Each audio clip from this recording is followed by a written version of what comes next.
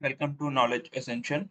In today's video, I'll show you how to handle the character limit reached message in ElevenLabs updated for 2024. The first fix is to consider upgrading your plan. Higher tiers allow for more characters. If that's not an option, try optimizing your script by removing any redundant words to fit the limit. Alternatively, you can use batch processing by splitting the text into smaller sections and processing each individually.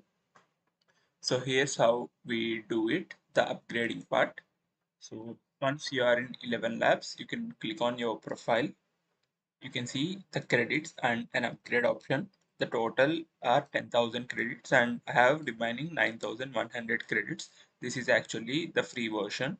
So once you click on the upgrade button, you will be able to see the pricing plans. So the starter plan is providing 30,000 credits per month. And if you go on to higher plans, Creator and Pro, you will be receiving much more credits. So that is it for today's video. Hit subscribe for more ElevenLabs solutions like this one.